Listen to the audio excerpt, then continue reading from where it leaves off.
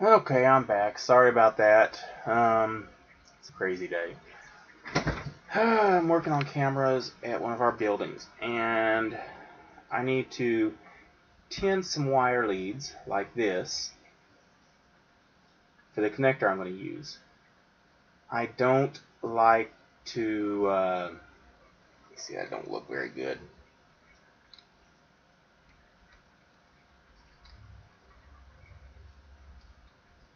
See if maybe I can sharpen it up there. Nope, too much. There we go. Anyway, pain in the butt. We've got another building we've got to put cameras at, and we're doing a different kind of cable that doesn't have ends on it already, and I got these ends to connect to the cameras. Problem is, have to do it right. So we're going to solder them today, and I just figured I'd show you all how I do soldering on these. First attempt at the stream, it did not want to cooperate. Now, normally I would use the soldering iron and just hold it in my hand and do this, but I had somebody I had let use this, and when you're doing stuff like this, it's easier just to leave the soldering iron on and let it stay hot. So let's see what we can do here. Okay, not cooperating. Oh, come on now. Cooperate. I guess that's the best I'll get. There we go. I just kind of zip tied or twist tied the trigger on the soldering iron in the on position. So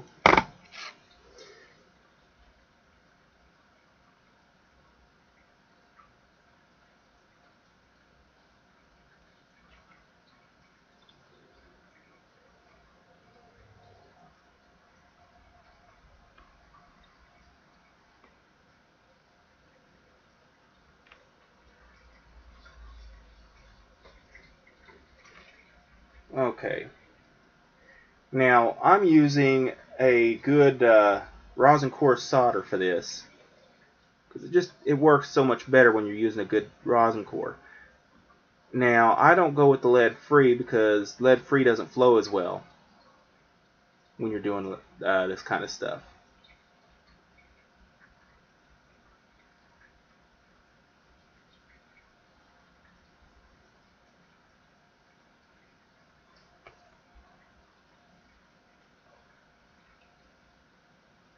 Now I don't want to leave a big blob on there of solder, so I'm just kind of spreading it out. And of course, that wire went from flimsy like that to actually pretty decently solid. So it'll work with the connector I have, or the kind of stuff I'm doing, which there's many options on how to do it. See, what kind is this? This is a 6040 solder, which is pretty good.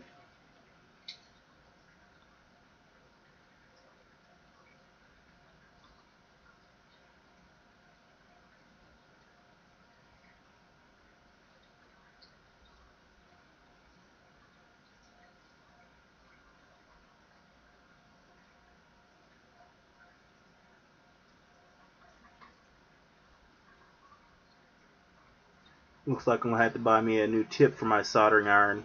I don't know what they did to it, but this tip ain't right no more. There we go. A little hot, but with this here, I'll be able to make it work for what I need. If I was twisting the wires together with where they're kind of taken and put tip to tip, and I kind of stuck them inside and then twisted them together, which is a very strong soldering joint, then I would do that before I tinned them, or before I put any solder on them. And that would provide a very stout connection. I've done those, and the wire outside of the connection tore before the where I had tinned it, or where I had soldered them together.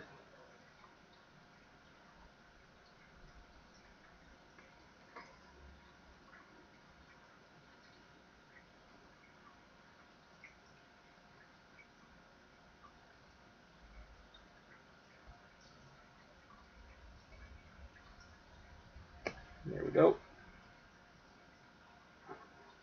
Now, where I'm at, we've had problems with some of our cameras, so we're changing them out to different cameras. But cool thing is, they're not bad cameras, really.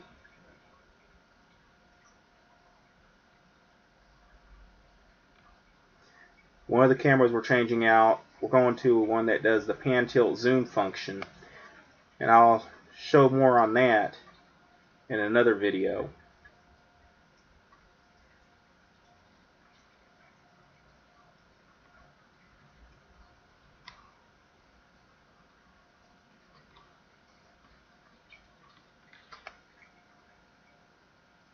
This one here is just not wanting to cooperate.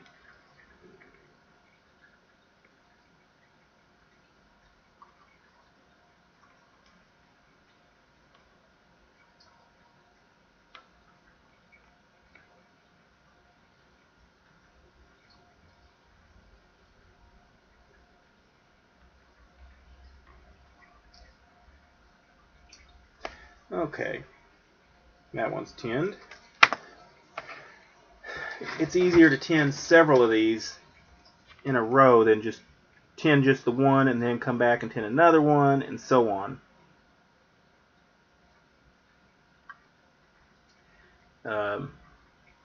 Some people say don't use the rosin core or the flux core soldering stuff because it doesn't work right and all that. I've not really had too many problems with it. This is actually a little bit thicker than what I would normally use, but it's still kind of thin.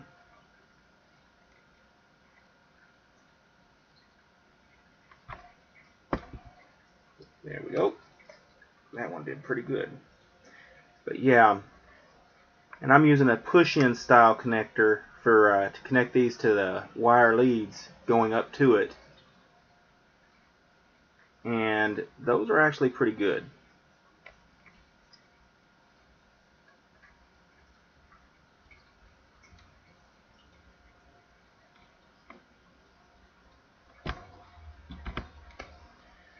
And of course, I had to go to the doctor this morning because issues with my back. I'm not supposed to be working. My doctor does not want me working. But I've applied for disability, but you can't pay your bills while waiting on disability to decide they're going to pay you money.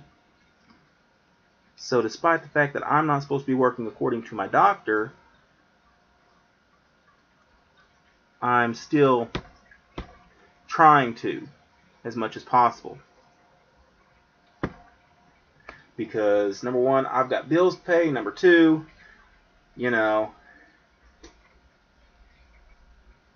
I just can't sit around anymore. Haven't been able to in a long time.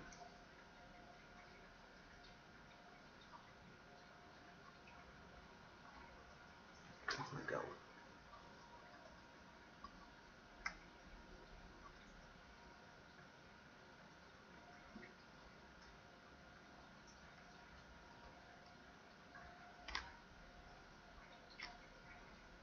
There we go. That one's tinned. So I've got 4 tinned leads. I'm actually waiting on some power supplies to come in. They're really cool because, let me get this turned off now that I'm done. I think I only had it on low, is why I was having some problems. But anyway, the kind of power supply we're using right now, it's one unit, kind of like your laptop computer uses, that kind of plug. and then it has a splitter on there that goes out in 8 directions. Some people call it an octopus output. But anyway, problem is you have to have, 16 camera system. Okay, you got to have 2 of those. You have another outlet for, 2 of those, which means that's 2 outlets taken up. Then your DVR uses an output, has to have an outlet. And then if you got microphones or, the infrared light coming out of the camera isn't bright enough to illuminate an area for the cameras to see at night, you have to have another power supply for that, and you wind up with a dozen cords needing plugged up. And it's kind of frustrating because it makes it messy. But they have this power supply that can put out up to 18 outputs in one convenient box that you can mount on the wall, sit on the floor, whatever. And then if you need more outlets or more outputs than that, you can just use a smaller one like the Octopus. Or you can get another one that does only 8 outputs. Or is it 9? I think it's 9. But anyway, so you go from maybe 7 or 8 output or cords needed to 2 or 3. So it does save a lot of cords having to be run. But it doesn't have a end like this on it. You just take your wires and put it in a screw-in terminal and tighten them down and you're done. So every one of those, if they're a stranded wire, I've got a tin. If it's just copper, just single strand of wire, the thicker stuff, I'll probably go ahead and just tin that just for the heck of it to keep it from corroding, because when you're using dissimilar metals, like I'm using copper wire, but the terminals are going to be aluminum. Well, that will corrode and not get good contact, cause problems with the cameras, as well as it creates a possible entryway to having a fire start. So it's easier to go ahead and just tin it and you're good to go. You don't have to worry about it. A lot of people don't do that. But yeah, it's one of those things. But I'm going to go ahead and end this live stream now. I showed you how I did it. Go ahead and show you a close-up real quick of what the wires look like done, if it'll zoom in or focus on those. There we go. You can see it's kind of a silver color now. That's all the solder on it. So it goes from copper to that. So it's a good deal. It'll save me some time. I'm trying to get everything set up right, get some stuff out of here. One of my tenants, I'm having issues with him. He, guy just plain outright an idiot. Day before Christmas, he got a hold of a bunch of stolen electronic stuff. And I think it was probably stolen out of a tractor trailer because he had a ton of it. And he's over there in the building, in the laundry room where he lives, selling electronics. We don't have cameras to show he was and prove it. But we got complaints from tenants about it because of the noise it was creating. So we're working on the cameras there too. But it's just one thing after another with this guy. He kicked in his bathroom door with the excuse that his baby got in the bathroom and it was locked in the bathroom. Well, his baby ain't even 2 years old. The baby, as far as I know, isn't even walking yet. It's crawling. So how'd the door get closed? Why did you let the baby get in the bathroom and get the door closed is a big question I have. It's crazy. But anyway, he did that, and that was his excuse.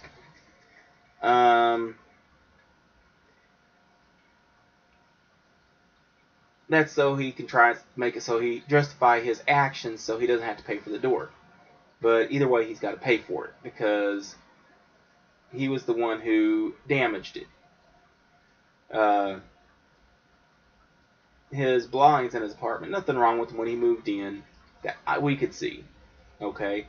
But then he moves in and all of a sudden his mini blinds in his kitchen and dining room are messed up and need replaced. And then the vertical blinds in the living room area, 3 or 4 of those are damaged and won't stay up on the in the clips. And he's wanting us to cover the cost of it. It's like, dude, there was nothing wrong with them. You're responsible for them. So we're dealing with this. He wants to smoke in the stairwell. It's against the rules. No smoking inside the building. You can't smoke right next to the door even. So he was gotten on to about that. And he started smoking outside. Then he decided he was going to go up there to the stairwell landing in front of his apartment and break the corner of the plexiglass window out so he could sit up there and smoke and throw the cigarette butts out the window and not have an ashtray showing he was smoking up there. So we're dealing with that. Then, even worse yet, a hole appears in the wall on the landing there. And there's only 2 apartments that are at that landing level, or at that particular landing. One, her door opens right off the landing. It's an older lady. It's just her. Sometimes her daughter or granddaughter comes to visit, but that's it. And then him and his girlfriend, who they're always fighting, and his friends. And his friends, we know they're dealing drugs. We know he's dealing drugs. I mean, his friend comes out of his apartment with a 3-inch thick stack of 1s and 5s. And they're all crumpled up and been smoothed out to where they lay flat. So we know what's going on in there. But those are the only 2 apartments that have any reason to be up there. Hole appears in the landing wall, and it happened while the lady that had her door opens right up off the landing, she's out of town on vacation. Too coincidental. So we know he's doing this stuff, one thing after another, and saying he knows nothing about it. So now I got to put cameras in spots where it's going to be a pain in my butt. And one of them's going to be in the stairwell, and it's got to be way up high so he can't get at it. And, try and defeat the camera, because he will. And we've got the tamper-proof cameras, or tamper-resistant. He can't get in there and change the angle or anything, but he can spray paint over the dome. But we're going to catch him doing that. So that means every 4 or 5 days I have to go there and check the cameras, make sure they're all working right. So it's just one thing after another. We don't invade the tenant's privacy like, have the camera where it's focused on their front door or something. We try to avoid having it aimed right at any tenant's door. It's not right. The cameras we're setting up will also have some audio capability. They do have audio capability, but we'll only put up a couple of mics in there, on that whole property. Each property we do that. That way if there's a fight going on, we get complaints, and we can go and say, okay, well, we've checked the records, and it shows that there was a bunch of screaming going up here, but it wasn't going on down here with this other camera. So we know, based on the triangulation, we know it was his apartment that was all the screaming. And, it solves a lot of problems. And it's been a pain in the butt getting the camera set up with the audio and everything, but anyway, we're just one thing at a time. And I also got something else new. I've been wanting to get a drone for a long time. And I've been just putting it off and putting everything else first. And it's like, you know what? It's time I get a drone. I'm tired of it. I've been wanting to play with one and get out there and learn how to fly it and everything. So I didn't want to get the real small ones, I wanted to get a decent size. And Walmart had one here where I live for $99. And they showed they had several in inventory. Oh, cool. So I'll go ahead and get that one. But I had a feeling they didn't have any in stock, come to find out.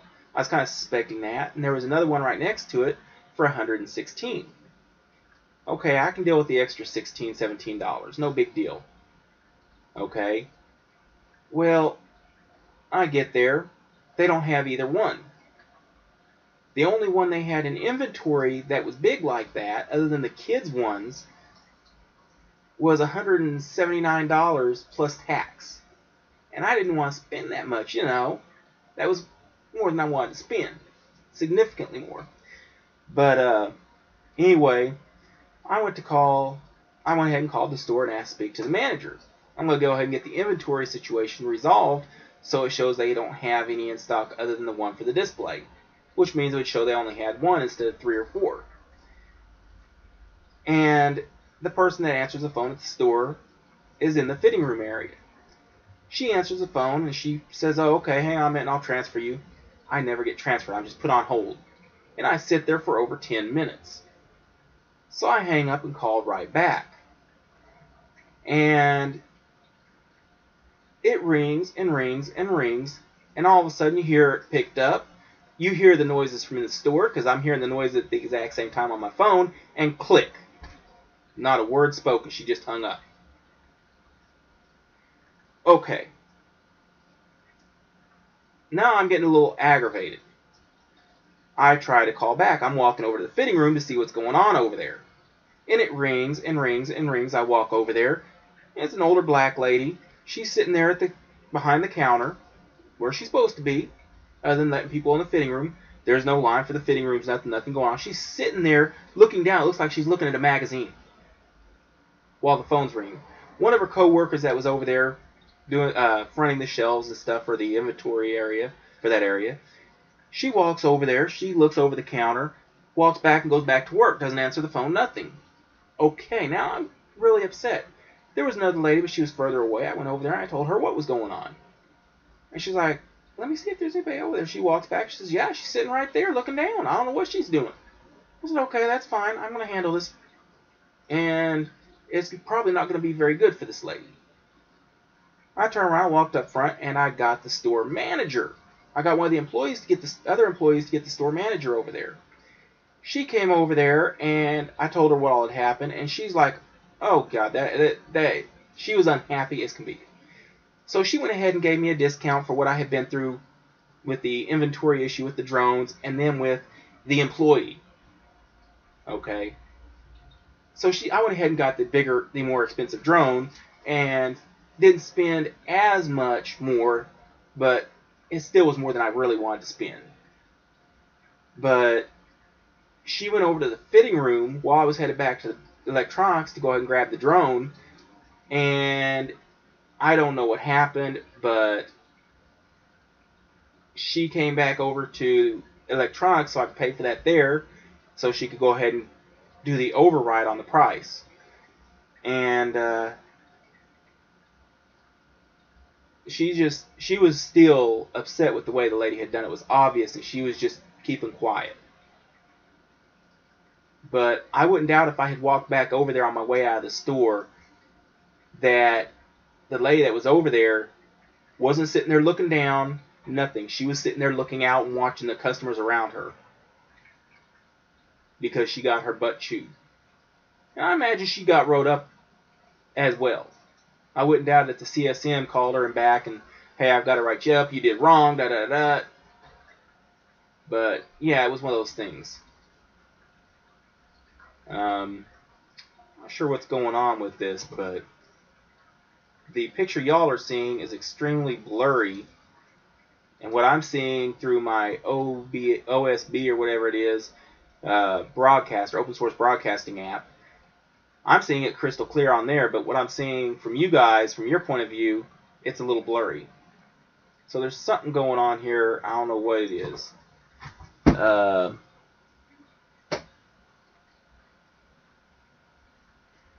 see what this here is saying. If you've earned less from ads recently, it may be because some of your videos have been identified as not suitable for most advertisers.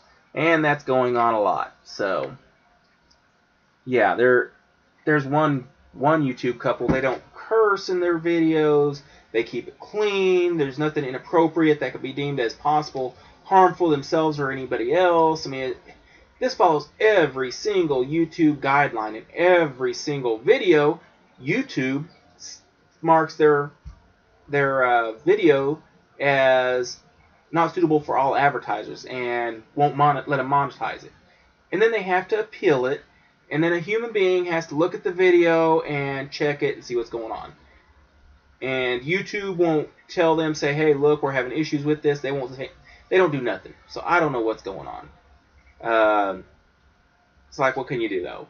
But anyway, yeah.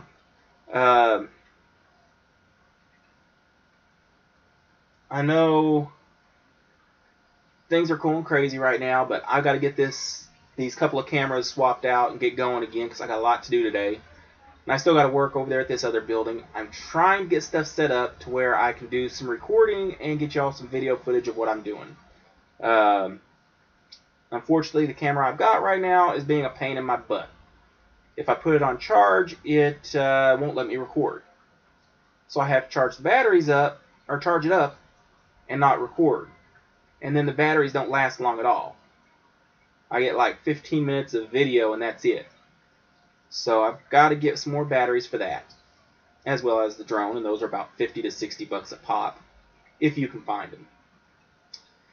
But anyway, I'm going to go ahead and end this video. I'll go ahead and give a shout out to my young friend, Cody. I think your name, how do you say your name? Muslin? I can't even remember off the top of my head right this second. But Cody, keep up your good videos. And have a good week, everybody. It's going to be wet here. So, no fun here. Catch y'all on the flip side. Please comment, like, and subscribe. And have a wonderful evening.